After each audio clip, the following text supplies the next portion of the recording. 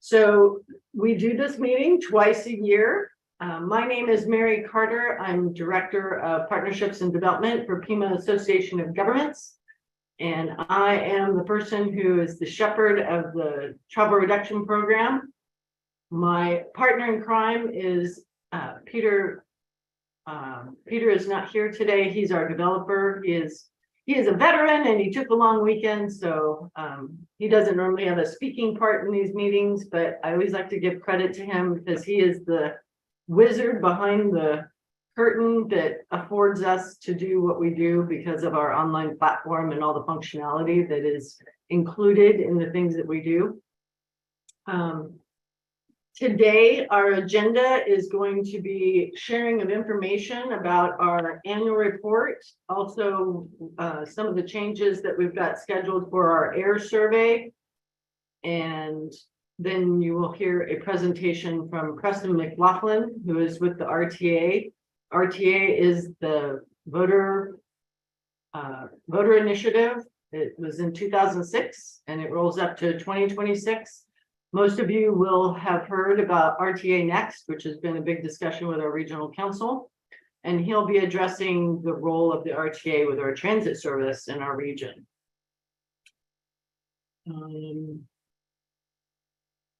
My moderator is controlling my slides right now, so our call to order and introductions is over. Thank you. So in-kind reporting for everybody who is on this call. TRP is a huge generator of in-kind for all the responses that we received through the survey and also your participation today and the time that you spend with administering all of the pieces of the program. We're able to capture that time and then we translate that into match. For those of you who are in government, you understand that when you have federal dollars, oftentimes there is a match associated with it. So today we will take a roster and calculate the time that you've spent with us, and that allows us to match that with our federal dollars that the agency receives. Next slide. Okay, the approval of the meeting summary. For the last meeting that we had in June, we circulated what we call a LAR, which is legal action report, and it's basically a summary. There was no action taken. It was a sharing of information. We introduced our new task force members. We do post those online. If you did not have the opportunity to see those, we have it on the TRP page, as well as the annual report is also posted on the PAG page. If anyone would be interested in reading the whole thing, I'm going to give you highlights today, but I can always send that link to you if you are unable to find it on the PAG page. So this committee doesn't have to vote, so it's a non-actual item. We just let you know that it's available, and if you had any comments, you can share that with me. Next slide. All right, so this is our update. So I'm going to take over the screen and be able to share with you some things. The first topic of business is going to be the review of our annual report. I know I saw Karen on here this morning. Karen also does an annual report to our partner ADEQ. We have a special guest who is showing up as me, since at the top of your screen you see two Mary Carters. She's using my link as a panelist. I'm going to put you on the spot if you just introduce yourself and maybe a couple lines about what you do at ADEQ. Sure, of course. Thank you for giving me a chance to talk. My name is Sharza Badvipur, and I work as a project manager at ADEQ. My role at ADEQ has been mostly managing special projects and providing assistance to managers and also other project managers for assistance and supporting their work. And I work with Amanda time to time on special projects as well. She couldn't be here today, so I'm basically filling for her today. So, yep. Thank you. Of course. For all of you that have been involved with the TRP for quite a while, you understand that this program is funded by ADEQ. We have the ordinances that are our governing rules that we share with all of our TRP employers. We want to keep everybody in compliance. I often let people know that here in Pima County, our program has the flexibility and is the ability to be more kind to our employers. We really look at the capturing of data that we are able to collect through the TRP survey and through our ERA survey to allow us to inform the activity-based model that our tech services team is managing and creating to provide that information to our regional council. So oftentimes when I speak with new employers, I underscore the fact that here in Pima County, if somebody has to have an extension, I have the ability to go into our database and change a date where if they were in Maricopa County, they are required to achieve a 60% response rate within 30 days, or Maricopa Air Quality that manages their TRP has the ability and support of their county attorney to leverage a $300 a day fine. And certainly, if we live in Tucson, we often say we don't want to be Phoenix. So we work really hard to protect our air quality so we don't have those stringent rules. However, as we grow as a region, with the last census, we are now at 1 million people. And we want to take all the steps necessary so that we will not have to have those kinds of stringent rules. But to say in the future, when we are a much larger metropolitan area, it's not if, it's when. And for that to happen, the state implementation plan would have to get revised, and there's a lot of things and hoops we have to jump through to get that approved through the EPA. So for now, we have it good. So with that, I'm going to get started letting you know about the annual report.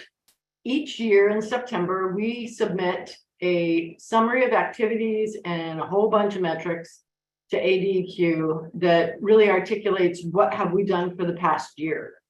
And with this program, in light of a global health concern, we are super excited to report that there's been lots of progress. When we started in the beginning of the year, we really focused on how can we grow this program, especially in light of all of the changes in workforce models.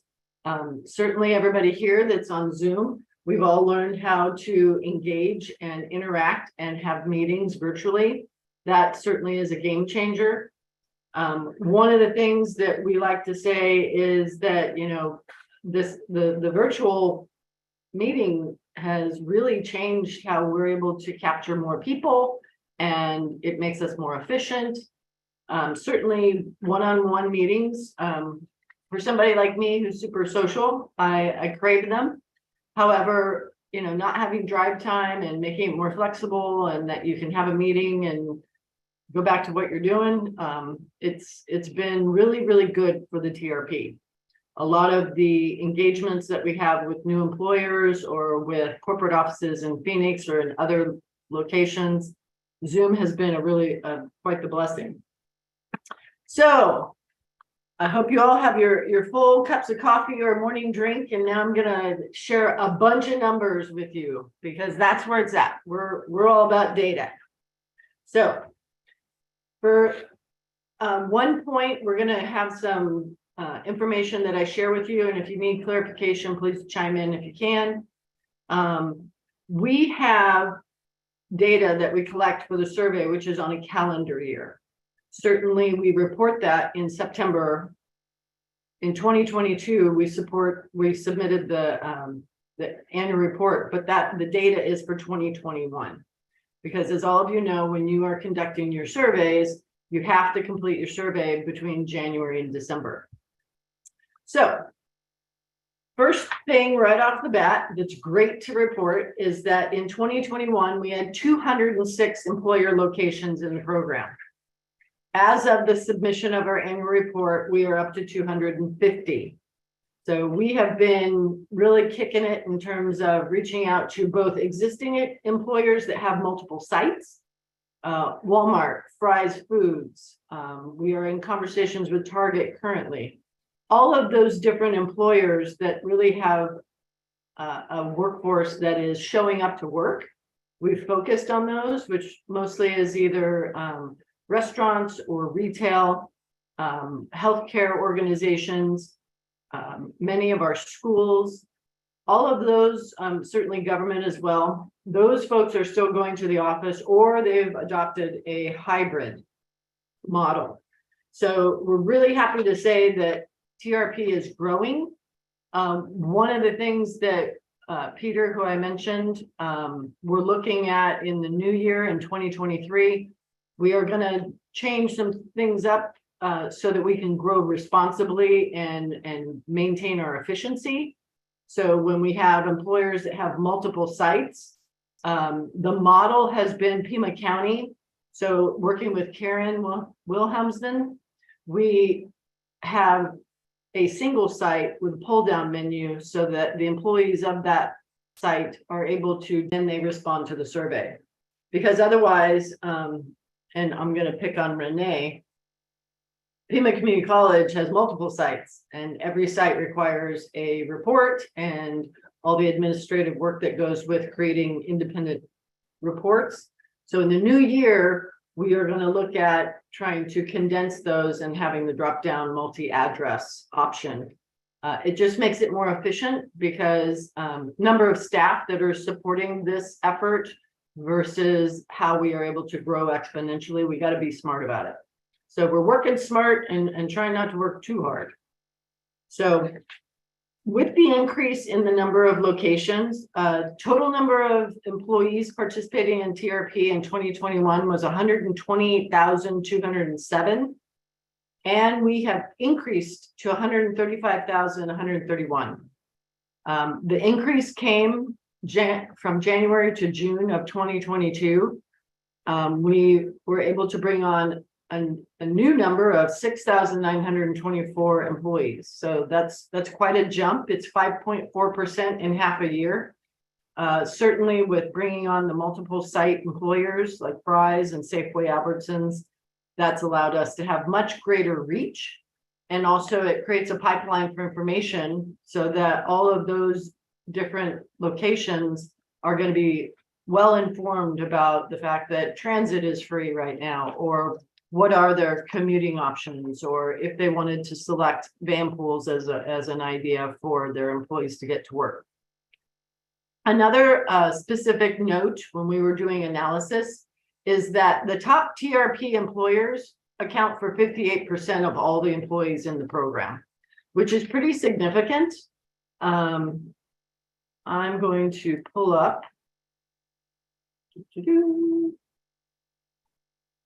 I want to show you, I'll share my screen and show you what those employers are. We have a table here. So rather than sending this all out to you, I was able to share my screen. Hopefully you'll be able to see it. Screen. There we go. So hopefully you can see that. Raytheon, certainly with their 3 sites combined, is they're neck and neck with the university, but they are number 1.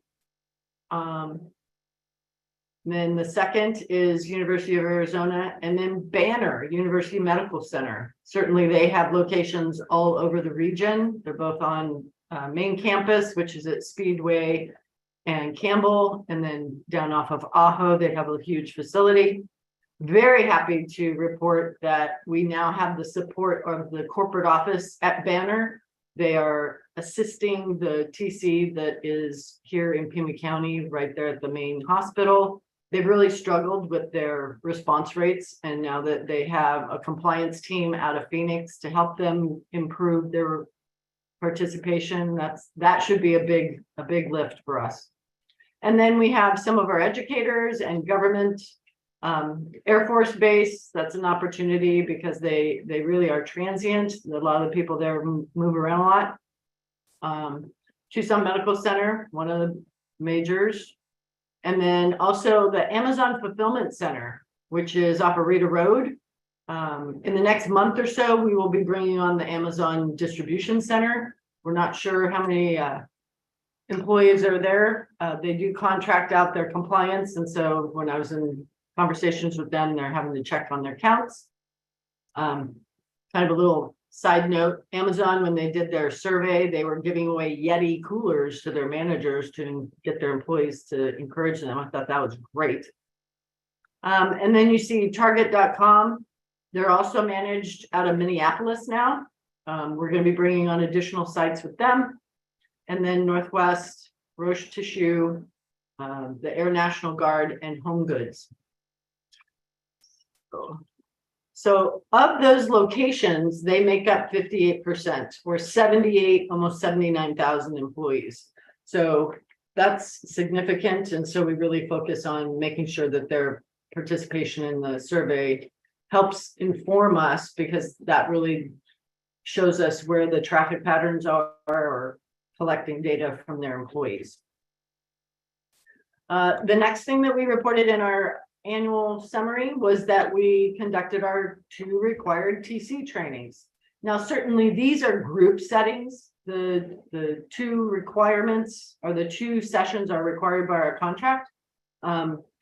Again, underscoring the fact that Zoom has been very helpful to this program. We had our first training February 17th, where we had 29 participants. And then our second training was in April, and we had 38 participants. And again, pointing to you that have been around for a while, like Karen, those numbers were difficult to achieve even when we were in person and providing breakfast or food or lunch. So it really shows that how Zoom is really useful to all of us, trying to reach out to the TCs and get them the information they need so they can be effective. The virtual training environment, it's something that we can just use and be able to demonstrate or show people how to use the system. It's been super helpful. The next thing that we're going to share with you is that the AIR survey, which is our activity inventory report, this was something that it was in need of an update, and we'll talk about that a little bit later. But we used the AIR survey to update contact information and also collect data points about the activities at each of your sites. When we talk about the number of years that TRP has been operating and the data that we're collecting, in some of those categories, we only see small movements. The ones that I'll share with you now are the ones that had a most significant change. So for the calendar year of 2021, compressed work weeks increased from 32.9% to 37.6%. And I mean, it makes sense that people were juggling or trying to find new ways to have their employees work, many of them working from home. Also, bike facilities on site increased from 73.1 to 87.6. So other ways that human resource departments were helping engage their employees and offering different kind of benefits so that if individuals wanted to bike to work. Shuttle services increased from 5.9% to 12.3%. And then employers stating that the facility was close to a bus route increased from 77.3 to 80.1%. Certainly with our retail employers, we were able to see significant jumps in alt node use, specifically in transit. When we were conducting the different Walmart sites, we have 17 Walmart sites. We were able to see that the use of the transit service really was significant for many of their local, I would say, in the city of Tucson, the sites that were on the FTN, and also being able to use the express buses. Bike to work day promotions also increased from 11.8 to 16.8%. Another section of the annual report that we rely heavily on our modeling team.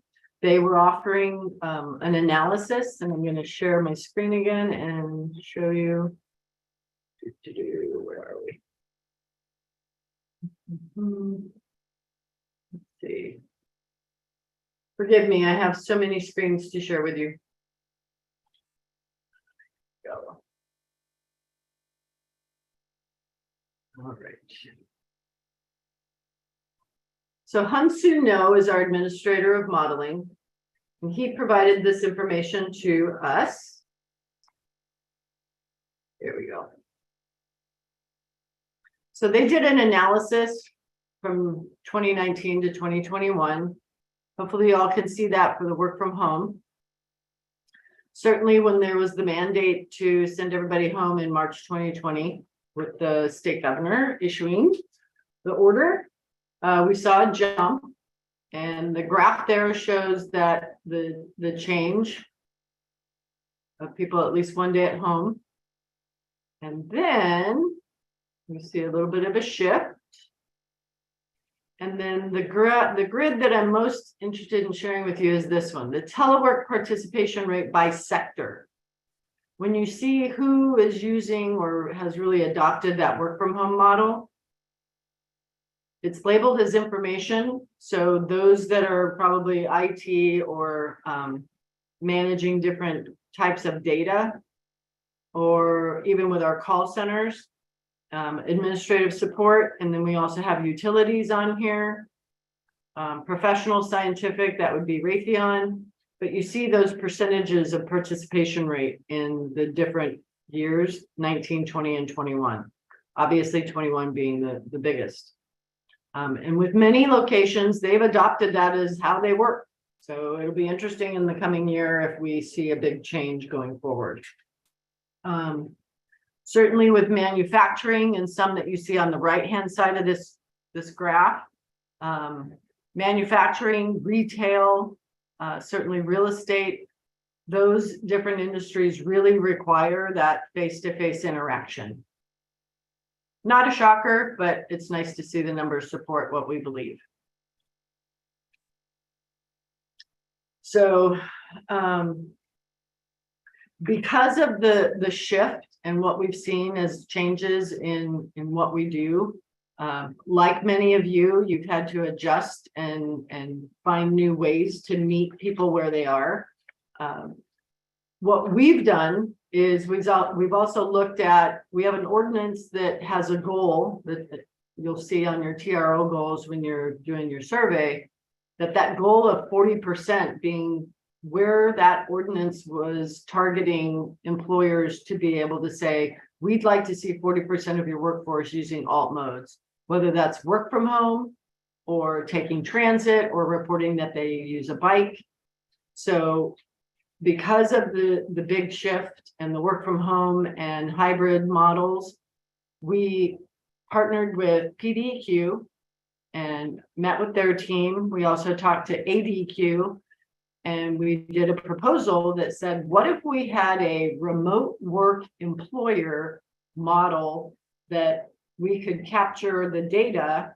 We will use the VMT that employer has established as of 2019, and we will offer them a different way to satisfy the ordinance requirement to do the survey. So we worked up and designed and launched the remote work confirmation process. It was launched in July of 2022. It affords these employers that have either gone 100% work from home, for example, American Red Cross, Comcast Oracle, AAA Auto, also SimpleView that's up in Oro Valley. They have completely adopted, and they have, in most cases, 50% or more of their employees working from home. In many cases, which we're tracking the data now, we ask them if they have 1 day a week, 2 day a week, 3 day a week. And once we have the data from an entire year, we'll be able to see what the trends or what the most popular model is. As of November, as of this month, we have 10 employers that have opted for the what we call RWE status. The data that we collect for those different employers, we have a separate way to report it and calculate the emission savings. So the monthly report that I do for ADQ every month, we have our primary data that's collected from employees, and we total all of those numbers. And then we have the remote work employer data that we summarize, and then we add the two of them together. We do keep those data sets separate because one is primary data and from an individual, and the other one we consider an estimate. So we don't want to mix them together. The other, I would say, point of progress that the program has made is we're trying to look for different ways to enhance participation in the survey and the data collection. So I'll give credit to Maricopa County because they did this first, and then as a way to compliment on how brilliant the idea was, we copied it. So we also have what's now the QR code access. So when we send out survey notices in the middle of the prior month, one of the attachments is the QR code tool. And we've seen some creative ways that TCs have been able to use that. They can post it all over their facility, or for example, the Target Distribution Center, they put it up on a giant screen, and as individuals were walking in to their shift, they were able to use their smartphone. They can scan the QR code and access the survey. They put in their password and they can have their response recorded. So that was something that while in the initial year, we haven't seen, giant leaps, but it is certainly something that for those employees that don't have access to a computer, or maybe they have a type of job that they're not sitting at a desk all day, it makes it much more functional. So I'm going to ask if there's any questions because we're rolling along. We're about halfway. If anybody wants to pop in and say anything, please do. Not seeing any questions, I'll keep rolling. So the other piece of our program is to offer van pools. We have 13 van pools that are operating in the region. Most of the time when you have a van pool travel is for those that are having a much longer commute. The statistic is about 18 miles or greater. So we have our van pools that are running to Raytheon. We also have several to the reservation out in Cells. They go to the hospital. We do contract with Commute with Enterprise, and they are the ones that lease the vans and take care of all those. We had a great story one time. Tres Rios, there's several gentlemen that come out of the small towns that are north of Oracle, and they had, a $500 van. It was all beat up, and they were having to, duct tape and baling wire to keep the thing rolling. And then we worked with the HR department at Pima County, and now they have a nice new leased van that has new tires and oil changes and all of that. So they kind of went rags to riches. So that's one of those success stories where we can help people have a more safe and dependable way to get to work. The van pool program, if you're not already aware, van pool is one of the most efficient ways to commute, and all the data that we get from the van poolers, both the expense they have for gasoline, every mile that's traveled, they count miles per person. All of that is uploaded by our contractor monthly. And then every October, we do what's called the NTD report. For some of you that interact with me on a more regular basis, you hear me kind of complaining or whining a little bit, because every October we do the NTD report, which I refer to as a financial Rubik's Cube. It's a compilation of financial data and the information we get from Enterprise, and we plug it into the FTA system and try and make it match. Your presenter today, Preston, he conducts the same report for the Sun shuttles on the other side of the house for RTA. And Preston and I both got our reports in early and on time, and so far so good. So it's one of those things that you got to gear up for and get mentally prepared, but we do submit those every year. And then the dollars that are created through the granting process of FTA, that allows for dollars to flow back to the region. The van pools that we have generate just under $300,000, and the recipient of those funds is the city of Tucson. City of Tucson uses those dollars to support transit.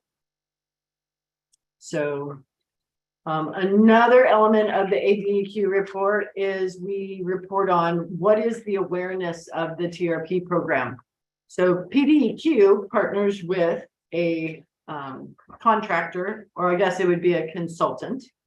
The FMR group has been doing the survey in the region for, I want to say it was 20 years, and that was a couple of years ago. FMR, they publish a report, and the public awareness of the TRP is at 28%, which is up from the 21% reported last year and back to the 2020 levels. So certainly there was a dip, and we can blame COVID for a long time. At some point, we're going to get back to normal, or whatever the new normal is. Certainly, Central Tucson residents indicated this increase of the program. That makes a lot of sense, because those that are in what I would refer to as Midtown, those that live in the city, are more apt to use transit and be able to have shorter commutes to whether it's shopping or wherever they're going. The next big change, if you will, is I see Dustin, who is our air quality guru at PAG. He is on this meeting as well. He works with our tech services team, and they run the MOVES model. I couldn't tell you what MOVES stands for, but it is the magic behind the curtain that happens where they assess the region's fleet, the fleet of vehicles that is operating on our roadways. And then Dustin summarizes that information and creates the annual memo. And the results of that, we have a mission factor change, where the calculations we do for ADEQ for our region, we were using 82.7 as the number of miles that were needed to offset a pound of pollution. And that went down to 80. So a lot of that is attributed to cleaner vehicles, and then the increase and appetite that people are showing for electric vehicles. Part of the section of our report also noted that the responses collected by the 2021 TRP employee survey process resulted in BMT savings, which is 7.2% of the regional work-based miles driven total. Dustin, did you want to say anything more about the switch from 82.7 to 80? Hey, Mary. MOVES is the motor vehicle emission simulator. It calculates the emissions based on what we plug in, and we use the motor vehicle registration data from ADOT MVD. So part of that change was we had received better resolution on the identifiers for vehicles. So that resulted in a more accurate reflection of cars versus trucks in the region. Previously, we were, I think, using 70% cars, 30% trucks, and now that's more accurately reflecting around 50-50. So that ended up being one of the bigger factors, changing the that number, bringing it down. So it increases every year as the fleet becomes newer, more modern, and the emission controls become more effective. So you have to drive more miles to save a pound of pollution. So that number continues to go up year after year. And that's a good thing. There is, yeah. Helps with our air pollution, although we're always on the fringe of ozone non-compliance, the standards 0.070 parts per million, and we're right at that or below continuously. So every bit helps. Thank you. Sure. Dustin he's forgotten more about air quality than I'll ever know. I'm always impressed, and he helps me immensely when it comes to all the calculations and everything. Always pleased to have him as a partner as part of this process. So with that, those are the highlights of our annual report. It's quite the monster that we turn into ADAQ. It's over 130 pages. It includes all of the Facebook posts and our newsletters and all the things that we do to support TRP and to reach out to our employers. We really want to expand the number of locations and the individuals that we are reaching. We've made great progress with the different school districts and being able to help people understand why this is important.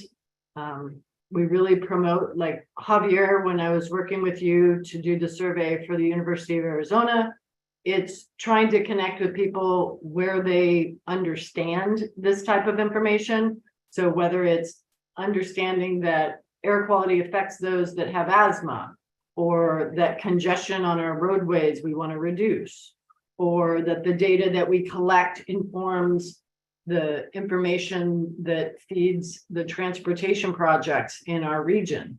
So it depends on what's important to somebody on why they would want to respond to our survey and be more aware of what's happening in the region in terms of transportation.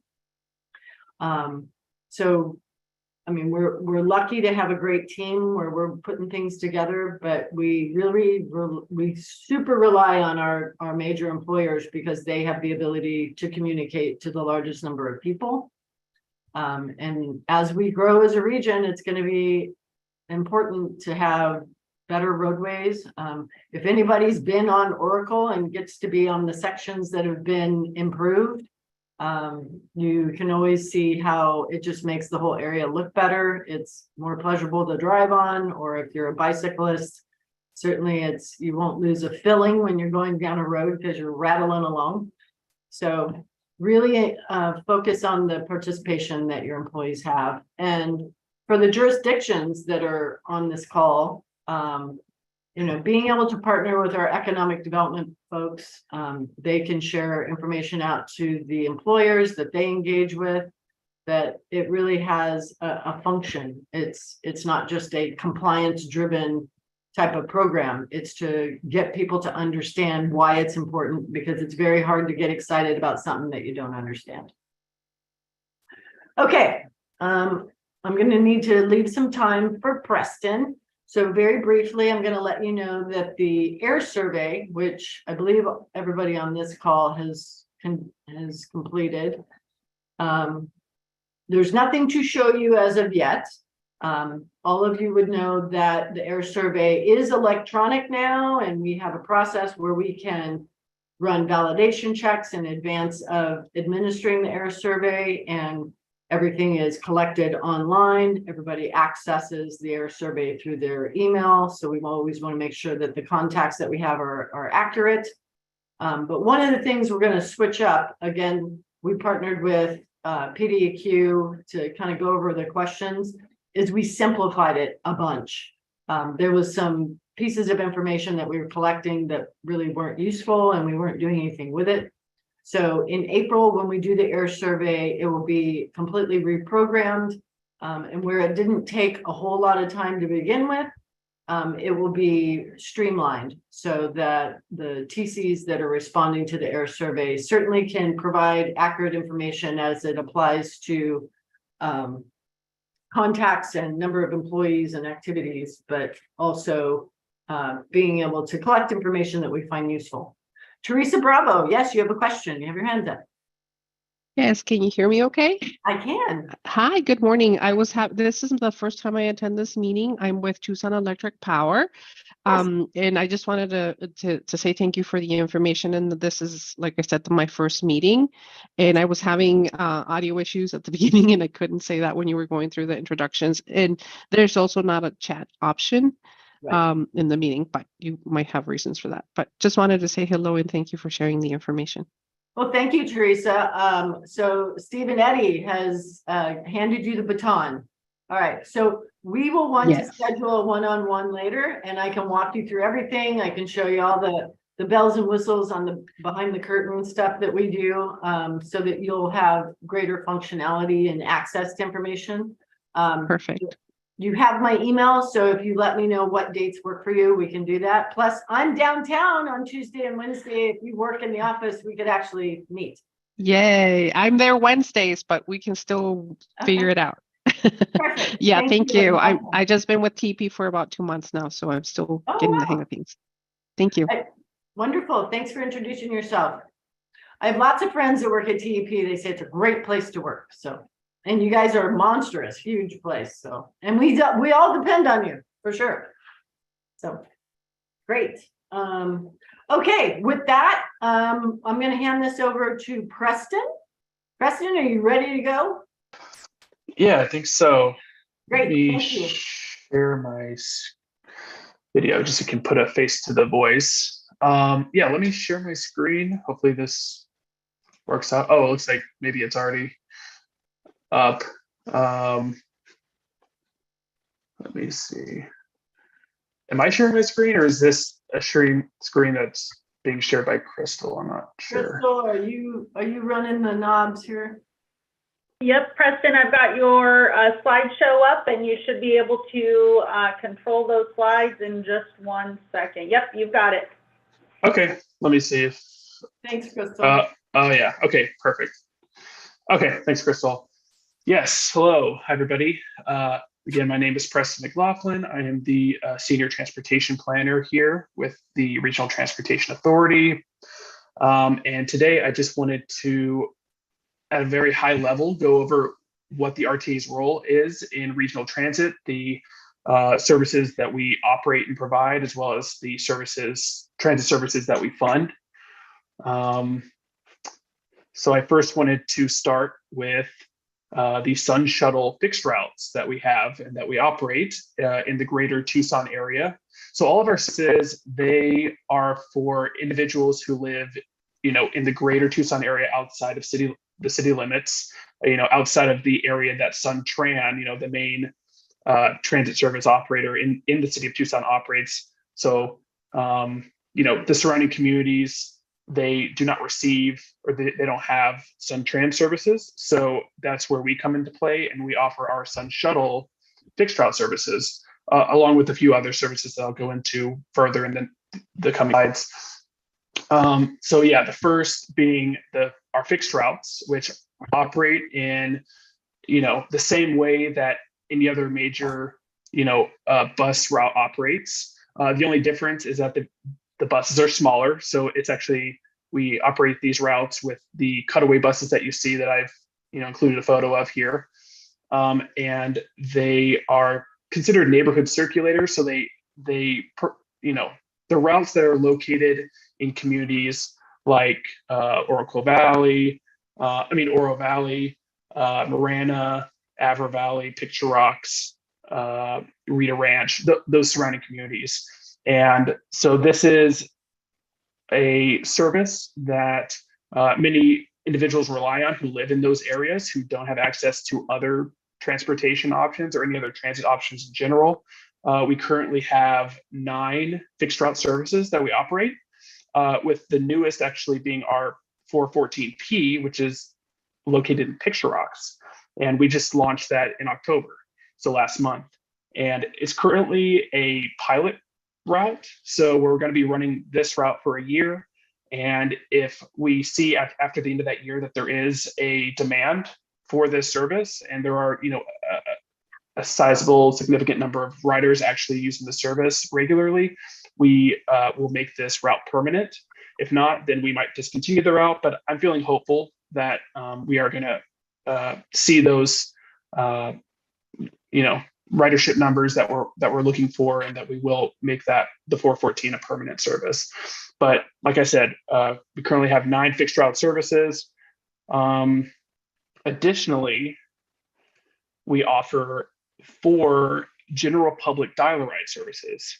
So these are a little different because they're not on a fixed route. They're actually, this is an on-demand service. It's curb to curb. So you actually schedule a trip, you can do that by either calling. We also are developing, and we actually do have an app out now where you can actually schedule trips on the app. And the buses will actually come to your door, whether it's your home or your work, as long as it's within the service area boundary, then you can be picked up and dropped off anywhere in that boundary. So it's pretty neat. And it's a good resource to have for certain areas that might not have any other public transit options available in that region. So, and I've included a couple, service area maps. One of our new Marana Avar Valley Dial-a-Ride service area, and then one of our Green Valley Saharita Dial-a-Ride boundary. But I didn't include the Oro Valley or the Ajo Dial-a-Ride, but we also have those two general public Dial-a-Ride services. So this along with the fixed route services are open to anybody. You don't have to qualify. And they're still free, just like any of the other SunTran public transit services in the city. So yeah, take advantage of that while you can. And again, general public, open to anybody. So similar to the general public Dial-a-Ride service, we have an ADA Dial-a-Ride service. And this is actually specific to individuals who have disabilities. And this ADA stands for Americans with Disabilities Act. And this is a requirement by the federal government to have for any transit agency to offer a paratransit service for individuals who cannot use the public transit, vehicles, or can't access, can't get to bus stops, that type of thing. So again, this is a curb-to-curb on-demand service that you schedule, but you do have to qualify for this. And this is for individuals who live outside of the city limits who have disabilities. SunTran, they have their own service. It's called SunVan. And it's the same service, but it's for individuals who live within the city. So this is basically for everyone who lives outside the city who qualifies. And if you do qualify, then you schedule your trip and they'll pick you up at your doorstep and drop you off anywhere within the service area boundary, which I've shown in the map to the right on this slide. Anywhere within the red or the blue boundaries individuals can get to. And so this is a great resource for people who do have disabilities, who can't use other public transit services but need to get from point A to point B and need transportation options. So we do operate and fund this service as well.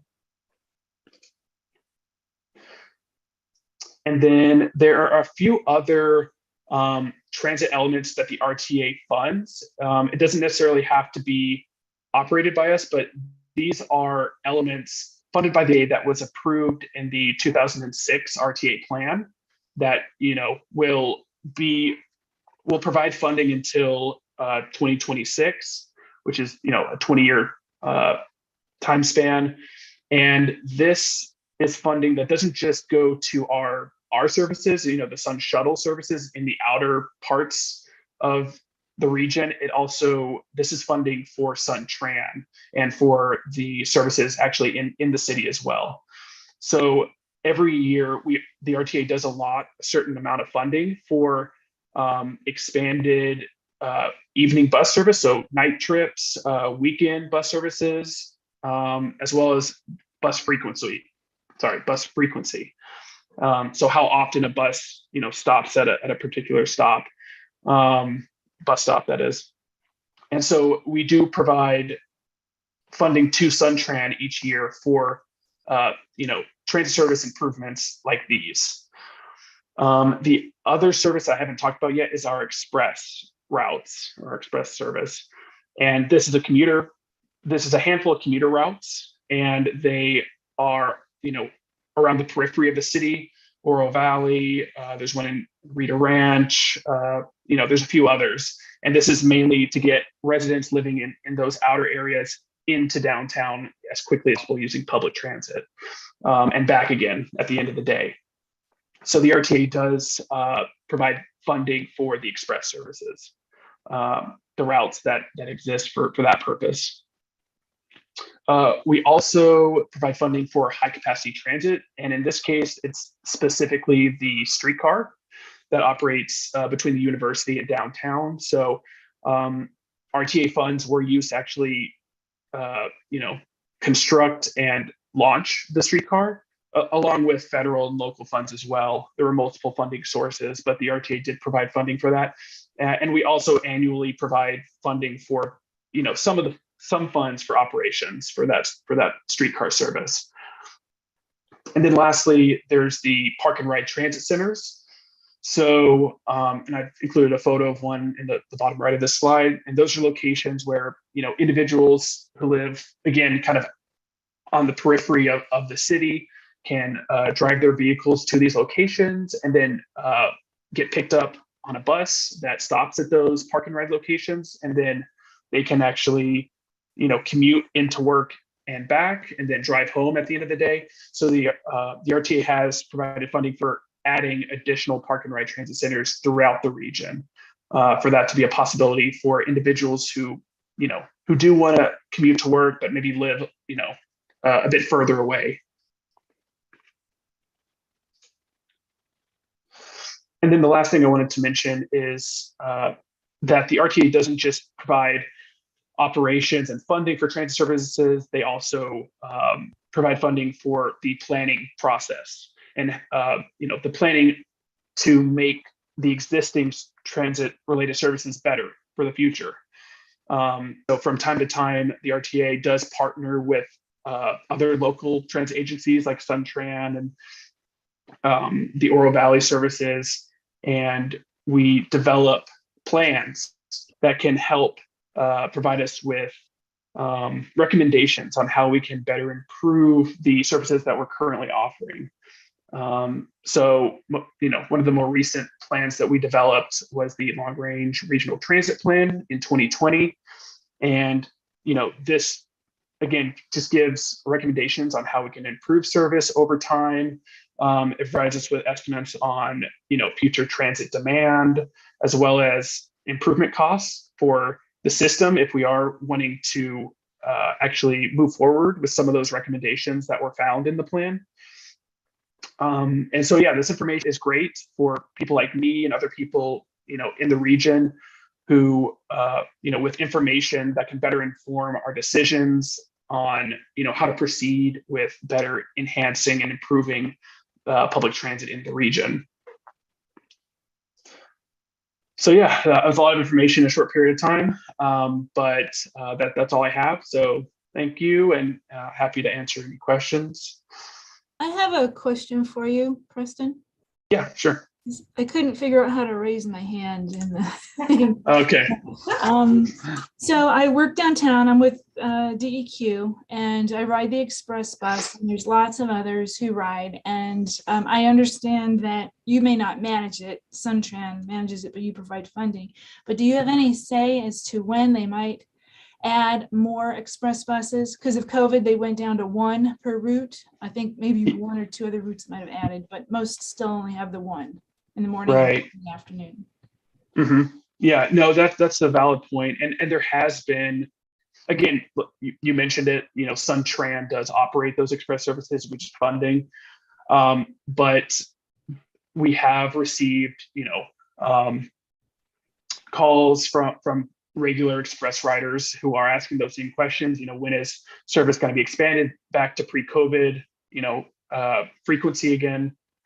And that is under discussion. I mean, that's something that we've been talking about. It's, those decisions are typically made at a higher level than myself, but the RTA does have some influence in, how we decide to proceed with going back to expanding that express service. The only issue, I guess, currently that has made people a little hesitant to do that is just the ridership numbers. They haven't really rebounded as quickly as some of our other services, our other fixed route services. But maybe that's a cause of just the decreased, frequency. So that's something that we are looking into with SunTran to, figure out how we want to proceed with that express service. Because we have gotten feedback from the community that, it would be beneficial to many people to have more frequent express service. But yeah, I haven't personally heard of any developments in that, but I do know that is something that we're talking about and figuring out. Okay. Thank you. Mhm. Thanks for your question, Karen. And Preston, thank you for taking the time to share. RTA is a big deal. It brings a load of dollars to our region, and certainly as we plan for different roadway projects and transit and how we grow efficiently as a region. Lots of questions and answers to be coming in the future. We hope to be coming out of the pandemic and hitting our stride. So more to come in the future. Thank you, everybody. We're right at the top of the hour at 11 o'clock, and we want to be mindful of your time. I appreciate that everybody was here. I'm happy to say we had 8 of 10 of our task force here, welcoming our new TEP representative, and hopefully I can get in touch with you in the next week or so. And if anything comes to mind when you are thinking about the information that you got today, feel free to email me. I'm here as a resource and a public servant to all of you. And if you have ideas or thoughts about how we can be a better program, I welcome your input. And with that, it is 6 weeks to Christmas. So get your plan together, whether you're going to be shopping or making tamales or whatever your holiday events are. And I wish you all a wonderful Thanksgiving and a happy holiday season. We will see you again soon, either online or at one of the trainings. And then our next TRP meeting will not be until June, when it's warm again. So take care and thanks for your time. Thank you.